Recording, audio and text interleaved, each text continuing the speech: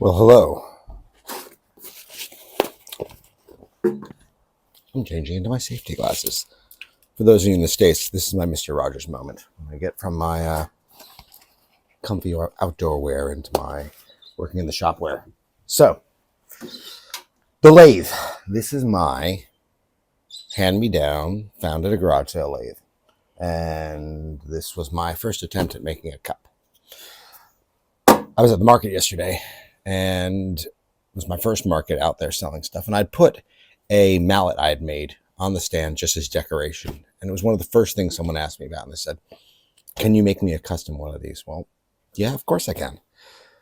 The key thing is I really need more practice. So this cup I started a while ago. I'm thinking I need to get back on here. Now, this lathe came with a standard pokey doover thingy, which was on here.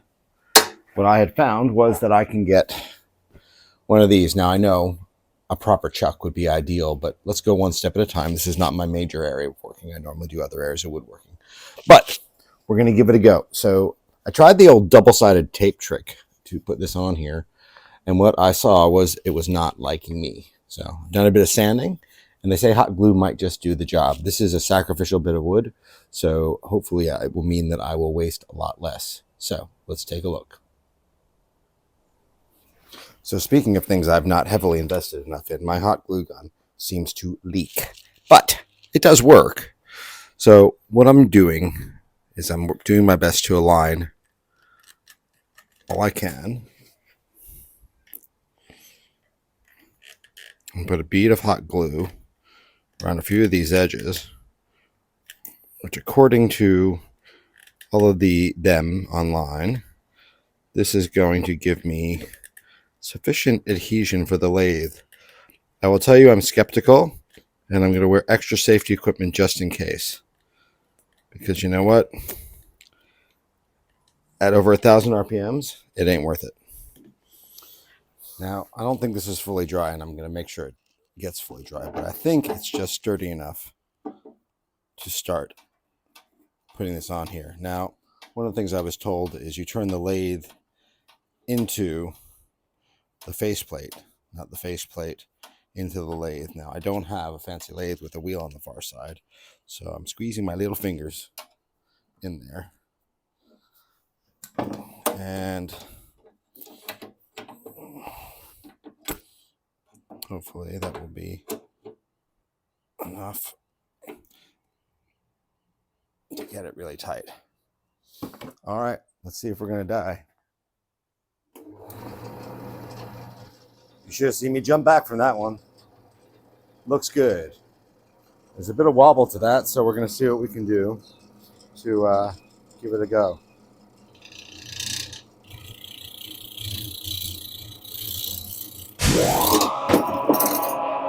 And that, my friends, did not work. So look at this. So I glued to the very edge where I'd done some cut-ins for separating it later. And that little edge of wood became the most fragile piece on here. So it's not the hot glue, but I attached it to the weakest part of this timber. Now, this is not exceptional hardwood. It's found. But I think we'll give it another go, but we're going to put a little bit underneath just to make sure that really holds on. All right, well, while that was curing up, and here's nothing, I took the opportunity to sharpen my gouges. So let's see what we got. Pray.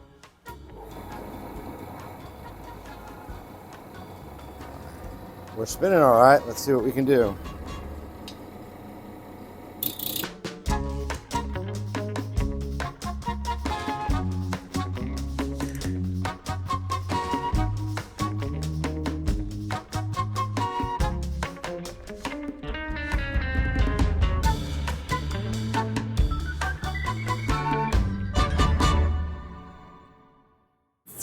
All right, so yeah, I'm not ready for this technique yet. So lesson learned. So I've taken a piece of what they call blue gum, blue eucalyptus to those you overseas, and going to give it a go at just sort of cleaning this up and potentially making it the template for the mallet that was requested. So let's have a go.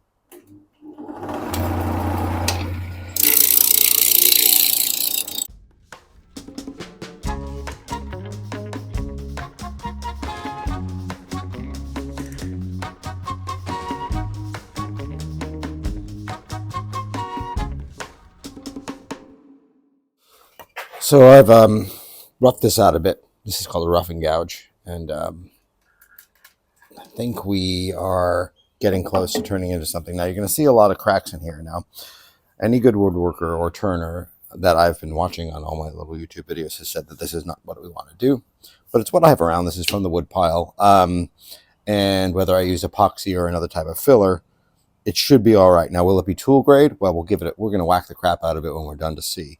But for now, it's good practice.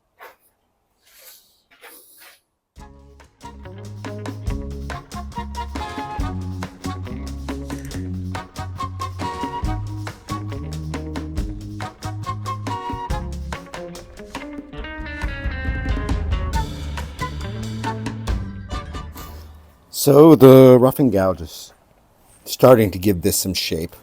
You see the beginning of the mount to begin to form. So unfortunately, it just takes nothing but time. May need to sharpen this again because your tools need to be super sharp. But we're going to keep going till we start getting closer to what looks like a mallet. So I'd say after give or take a chunk of time, it's starting to look a bit like a mallet. Now you're going to see some nice cracky flaws. So we're going to see what we can do to strengthen those up. Again, this is experiments, right? But the shape's coming together. I've been playing with this spindle gouge, which is theoretically a spindle. And it's really amazing, one, how sharpness is important, but two, how very specific angles cut very differently. You'll see a couple of gouges here and there, which are really me getting to know exactly how to hold this, and how close to put the tool rest. Yep. Time to start sanding.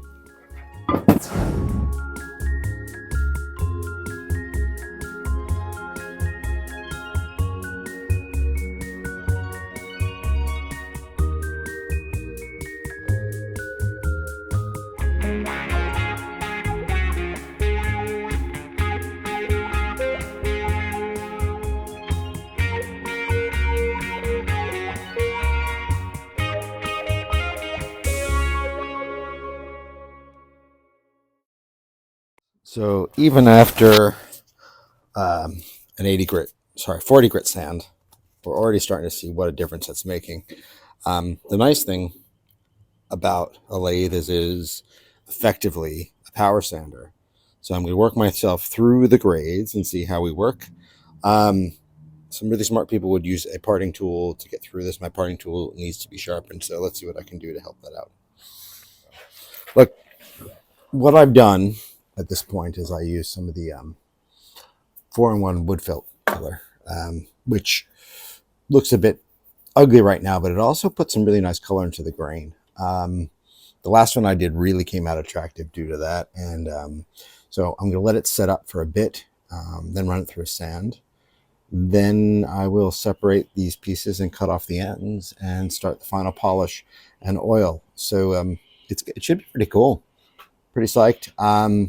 The fact that I could reproduce the first one reasonably by eye, and the improvement that I got with my faceplate as far as hold and stability has been great. So yeah, the wood turning journey continues. All right. Well, I'm super frustrated because my microphone wasn't working. This is what I get for upgrading my microphone, right? Look, the last steps, what I took you through was the amount of sanding I did. I have put it through from about from 40 to 120 to 180 to 240 to 320 to 400. This little doohickey's quite cool. I got it at Temu. Came with so many discs of different grits. Now they don't last, but it came with like 400 of them. Well, anyways, you know how inexpensive that is. So this was fun. Honestly, this is the leftovers from my oiling up, and I had filmed the oiling up process, but you have missed the oiling up process.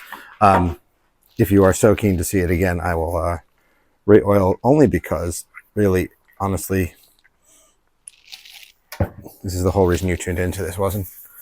You know, this is that satisfying moment. But actually, the more you apply, the better it gets. So tomorrow I have some paste oil coming in the mail. I've never tried that stuff, but I hear it's perfect for stuff like this that you're going to be using a lot. Good for tools. Will give it a nice sheen while still being very usable. So let's take a look. So the grains that came through on this is just firewood. Beautiful. Look at that. That is blue gum from here in South Australia, and very pleased. Look, a little bit of mark, that's all right. Doesn't need to be perfect. Thanks for checking in. If you liked what you saw today, please click like, subscribe. Eventually, I will be doing this instead of my day job. You're going to help me, and I'm going to help you learn a few things. And if you like the products, send me a note, and we may be able to come to an arrangement. Thanks so much. Have an awesome day.